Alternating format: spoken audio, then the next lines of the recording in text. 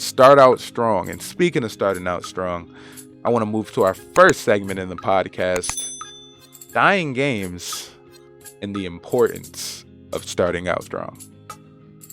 So guys, Anthem, The Avengers, Rocket Arena, and Spellbreak. These are all games that I enjoy, or think that I would enjoy if I had a chance to really play them. But what do these games have in common?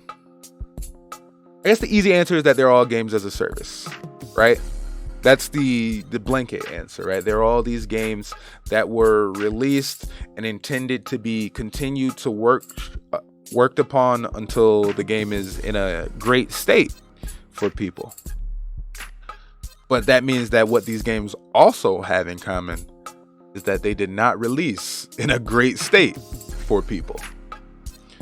We've seen issues like player-based retention, roadmaps full of promises that never get acted upon, crazy monetization schemes, all on top of a game with balancing and gameplay issues abound. And these are the games that are intended to be released and then incremented upon? When?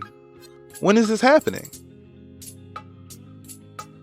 That is the question that so many consumers have on their mind when you release these games as a service, right? When is this happening? How is this happening? Who is doing it, right?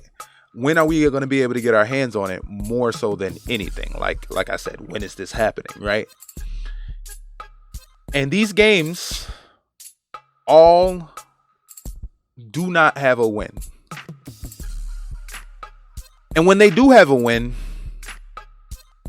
and it does drop, it's subpar. It makes no difference. And there's, I think that there's something to be said about Spellbreak, right? Spellbreak is one of my favorite new games of 2020. It's released in September, right around the same time that the Avengers released, maybe about a week beforehand. And it is struggling, right? But it is a very, very good game as far as the core gameplay goes. It also released free to play, unlike Anthem, Avengers, and Rocket Arena, games that should have released free to play but did not. So Spellbreak did the right thing in this manner, right? But Spellbreak is in a situation where it cannot make these same mistakes that these games that I mentioned beforehand can, because these games have publisher sway behind them, right? Big publisher sway. Anthem is an EA game. Rocket Arena is an EA game. Avengers is a Square game, Square Enix. These are giant names within the industry, names that will guarantee that these titles will continue to be worked upon, as they promised. Now, how much work they're going to be putting on these games, who knows? But these games can guarantee that there is somebody, these publishers can guarantee that there is somebody working on these games. And that's something that Spellbreak, being that it is self-published, through Proletariat, I don't know how they're going to be able to guarantee those things. See, it's not unheard of for a game to recover from a poor launch. A game as a service game to recover from a poor launch. Destiny is a prime example of it. Rainbow Six, Final Fantasy 14 is a massive scale example of it. They pulled that game down and put it back up, a year later. I think what makes the difference with these games is the ability to stick it out because of the studio size, right? They have the pockets, the deep pockets to keep this going. So they can afford to release these games half-ass. Proletariat and Spellbreak could not afford that, but that is unfortunately what happened.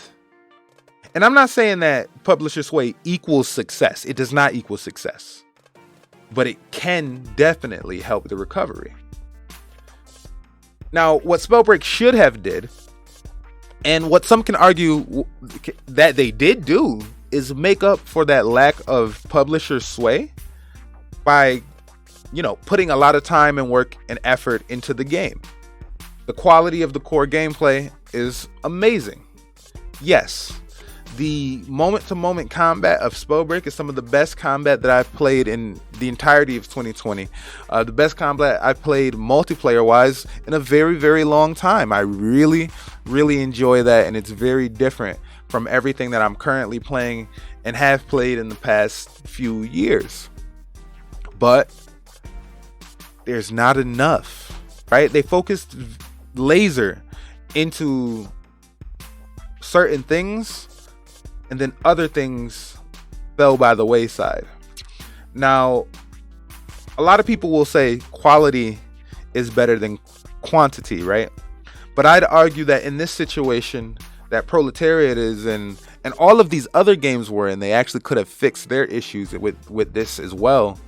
You need a certain amount of quantity at the start so that you can really have the audience fall in love with the quality of your game. You need that longevity. You need to keep them playing for some time.